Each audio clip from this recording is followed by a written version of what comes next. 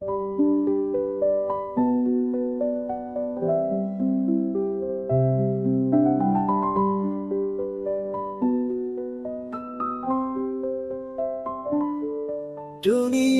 penuh nestapa, kerusakan rajalela, ekonomi yang tak adil, kesenjangan terus bergulir, politik bertipu daya, kebenaran hilang makna, lingkungan merintih sedih, alam rusak tak terperi. Pendidikan kurang makna, generasi hilang arah, budaya penuh petaka, moralitas makin parah, kesehatan tak terjamin, manusia menderita, hukum tidak lagi adil, keamanan tak terjaga. Marilah kita bersama akhiri duka derita dengan syariat sempurna, Islam solusi dunia. Bersamalah kita bisa ubah segala derita dengan tuntunan ilahi, syariat khilafah pasti.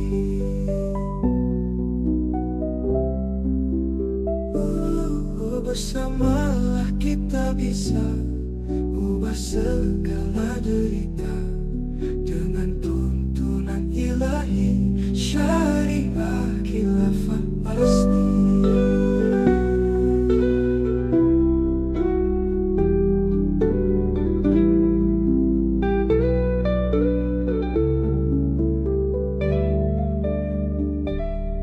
Pendidikan kurang makna, generasi hilang arah, budaya penuh petaka, moralitas makin parah, kesehatan tak terjamin, manusia menderita, hukum tidak lagi adil, keamanan tak terjaga.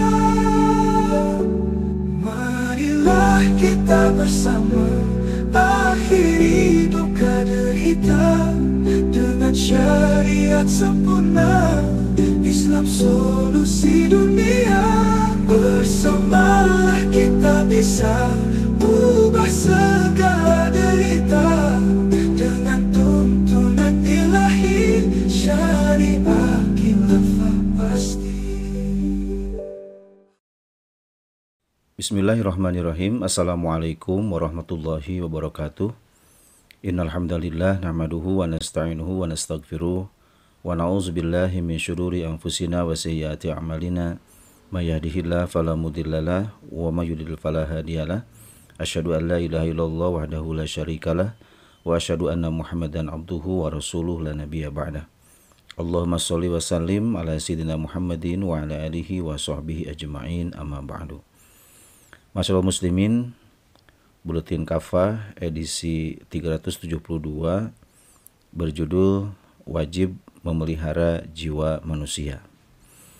Kaum muslimin rahimakumullah, Indonesia menghadapi krisis keamanan jiwa yang semakin serius.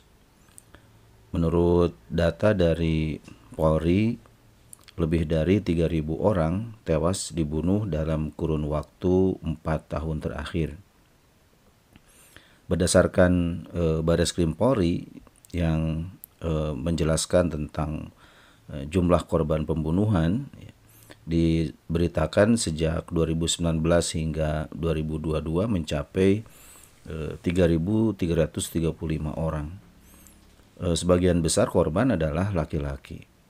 Motif pembunuhan tentu beragam ya, mulai dari perampokan hingga masalah hubungan asmara. Yang ironis kaum muslimin, kasus pembunuhan yang terjadi ya terhadap warga juga melibatkan oknum aparat keamanan yang sebenarnya harusnya menjadi pelindung dan pengayom masyarakat. Dalam beberapa tahun terakhir terjadi peningkatan insiden penembakan atau pembunuhan oleh oknum aparat kepolisian ya terhadap warga sipil. Terakhir adalah kasus penembakan siswa SMK ya di Semarang. Yang paling baru adalah pembunuhan yang dilakukan oleh seorang oknum polisi terhadap ibu kandungnya di Bogor. Pelaku memukul korban dengan menggunakan tabung gas 3 kg. Kasus ini menambah daftar panjang pembunuhan oleh oknum aparat keamanan. Setiap tahun ada sekitar 600 kasus ya, penembakan oleh oknum aparat kepolisian. Sayangnya sekitar 80% dari kasus tersebut tidak jelas kelanjutannya. Dan data ini menunjukkan negara gagal dalam menciptakan rasa aman bagi warganya. Data ini sekaligus menunjukkan betapa rusaknya nilai-nilai sosial ya, sehingga membuat banyak persoalan ya, diselesaikan melalui kekerasan termasuk dengan pembunuhan. Kaum muslimin, Islam dengan tegas melarang ya, tindakan membunuh manusia tanpa alasan yang dibenarkan. Allah Subhanahu wa taala berfirman, auzubillahi minasyaitonirrajim, wala taqtulun nafsallati harramallahu illa bil haqq. Janganlah kalian membunuh jiwa manusia yang telah Allah haramkan untuk dibunuh kecuali dengan alasan yang benar. Quran surat Al-Isra ayat 33. Islam memberikan penghargaan yang sangat tinggi terhadap jiwa manusia. Karena itu Islam memandang pembunuhan satu jiwa manusia saja tanpa hak itu sama dengan membunuh seluruh manusia. Allah SWT berfirman, "Wa man qatala nafsan bighairi nafsin aw fasadin fil ardi faka'annama qatalan nasa jami'a." Siapa saja yang membunuh satu jiwa bukan karena dia membunuh jiwa yang lain atau bukan karena dia melakukan kerusakan di bumi, maka seakan-akan dia membunuh semua manusia. Quran surat Al-Maidah ayat 32. Bahkan dalam Islam jangankan membunuh ya, sekedar menakut-nakuti orang ya, itu dapat membahayakan jiwanya juga, itu dilarang. Rasulullah SAW bersabda, la yahillu li muslimin ayyura'a musliman. Tidak halal bagi seorang muslim menakut-nakuti muslim yang lainnya. Hadis riwayat Abu Dawud dan Ahmad. Oleh karena itu dalam Islam kasus pembunuhan ya, seorang manusia bukanlah perkara sepele, bukan perkara kecil. Rasulullah SAW bersabda, la zawadud dunya ahwanu 'alallahi min qatli rajulin muslimin. Hilangnya dunia itu lebih ringan di sisi Allah, kata Nabi, dibandingkan dengan terbunuhnya seorang muslim. Hadis riwayat An-Nasa'i, Tirmidzi dan Ahmad. Oleh karena itu pula pelaku pembunuhan diancam dengan azab yang keras di neraka jahanam. Rasulullah SAW bersabda, man qatala mu'minan muta'ammidan fajazauhu jahannam khalidan fiha. Siapa saja yang membunuh seorang mukmin dengan sengaja, maka balasan baginya adalah neraka jahanam. Dia kekal di dalamnya. Hadis riwayat Bukhari dan Muslim. Dalil-dalil yang tadi disebutkan menunjukkan bahwa nyawa seorang muslim sangat berharga dalam Islam. Tentu Islam melarang keras pembunuhan tanpa alasan yang dibenarkan oleh syariat. Islam menjadikan tindakan pembunuhan sebagai salah satu dosa besar. Kaum muslimin rahimakumullah, berdasarkan ketentuan hukum Islam, pelaku pembunuhan itu wajib dikenai hukum qisas, yakni hukum balasan yang setimpal. Karena itu pembunuh yang wajib dibunuh lagi atau dihukum mati. Allah SWT berfirman, ya ayyuhalladzina amanu kutiba alaikumul qisasu fil qatla. Wahai orang-orang yang beriman, telah diwajibkan atas kalian hukum qisas berkenaan dengan orang-orang yang dibunuh. Quran surat Al-Baqarah ayat 178. Salah satu hikmah ya dari pemberlakuan hukum qisas ini dijelaskan dalam ayat berikutnya, walakum fil qisasi hayatun ya ulil albab la'allakum tattaqun. Dalam hukum qisas itu ada jaminan kelangsungan hidup bagi kalian, wahai orang-orang yang berakal. Quran surat Al-Baqarah ayat 179. Kemudian dalam Al-Quran juga dinyatakan dalam Quran surat Al-Maidah ayat 45 ya, yang artinya kami telah menetapkan bagi mereka di dalamnya, yakni Taurat, bahwa jiwa dibalas dengan jiwa mata dibalas dengan mata, hidung dengan hidung, telinga dengan telinga, gigi dengan gigi, dan luka-luka pun ada kisosnya. Namun siapa saja yang membebaskan atau memaafkannya, maka itu menjadi penebus dosa bagi dirinya. Siapa saja yang tidak berhukum dengan hukum Allah, mereka adalah kaum yang zalim. Quran Surat Al-Maidah ayat 45. Imam Ibnu Qudamah di dalam kitab Al-Mughni menyatakan bahwa para ulama telah bersepakat bahwa hukum kisos ditetapkan dalam kasus pembunuhan yang disengaja jika ahli waris korban menghendakinya dan tidak ada kesepakatan damai dengannya. Kemudian Imam Syafi'i dalam kitab juga menyatakan bahwa jika terjadi pembunuhan dengan sengaja, wajib diberikan hukuman kisos atas pelakunya kapan saja ahli waris korban menuntut, kecuali jika mereka berdamai dengan diat atau memaafkan. Kemudian Imam Ibnu Hazm juga menyebutkan, para ulama telah bersepakat bahwa hukum kisos wajib diberlakukan dalam kasus jiwa dibalas dengan jiwa. Kaum muslimin yang Allah muliakan, di dalam Islam, negara termasuk di dalamnya aparat keamanan itu wajib untuk melindungi dan mengayomi masyarakat. Allah SWT berfirman, wa ta'awanu 'alal birri wat taqwa wa la ta'awanu 'alal itsmi wal 'udwan. Tolong menolonglah kalian dalam mengerjakan kebajikan dan ketakwaan, dan jangan tolong menolong dalam berbuat dosa dan pelanggaran. Quran Surat Al-Maidah ayat 2. Nah, berdasarkan ayat ini, siapapun apalagi penguasa termasuk aparat keamanan berkewajiban menjaga keamanan dan membantu masyarakat dalam kebaikan, seperti melindungi hak-hak mereka dan mencegah pelanggaran. Rasulullah SAW juga bersabda, Al-imamu ra'in wa huwa mas'ulun an ra'iyati.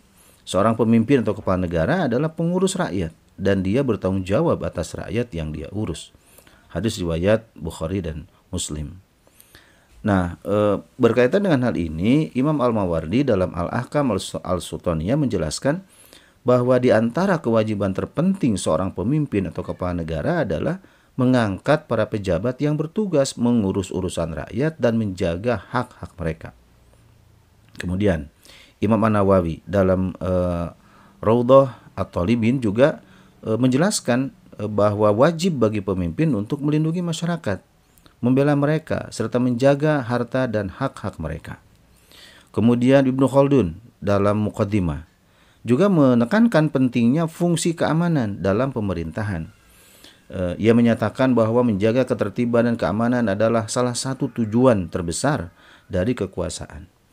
Alhasil, tugas dan kewajiban negara, termasuk aparat keamanan, untuk melindungi dan mengayomi masyarakat didasarkan pada prinsip Islam yang menekankan pentingnya menjaga hak, pentingnya menjaga keamanan, dan pentingnya menjaga ketentraman masyarakat. Dan tentu semua itu merupakan bagian integral dari pemerintahan Islam atau khilafah Islam. Kaum muslimin rahimakumullah, berbagai ketentuan tadi termasuk pemberlakuan hukum kisos, juga hukum-hukum Islam lainnya tentu tak mungkin bisa ditegakkan dalam sistem pemerintahan sekuler yang menjauhkan agama dari kehidupan, menjauhkan Islam dari kehidupan, seperti yang terjadi pada saat ini. Hukum-hukum Islam secara keseluruhan termasuk hukum kisos hanya dapat diterapkan sepenuhnya di bawah naungan sistem pemerintahan Islam, yaitu khilafah. Oleh karena itu, hanya dengan khilafah lah satu-satunya yang bisa diharapkan bertanggung jawab penuh melindungi nyawa warganya melalui penerapan syariat Islam secara sempurna. Negara khilafah akan selalu memastikan rasa aman, mencegah penyimpangan sosial, dan menindak tegas setiap pelanggaran. Dengan begitu, perlindungan nyawa manusia tentu terjamin secara komprehensif di dalam negara khilafah yang menerapkan syariat Islam secara kafah. Dan kenyataan ini bukan sekedar isapan jempol tetapi telah dibuktikan dalam sejarah kekhilafahan Islam selama berabad-abad. Beberapa ahli dari barat misalnya bahkan memberikan pandangan yang positif mengenai keamanan dan stabilitas yang tercipta di bawah naungan kekhalifahan Islam, terutama ketika mereka membandingkan khilafah dengan kondisi pemerintahan lain dalam lintasan sejarah.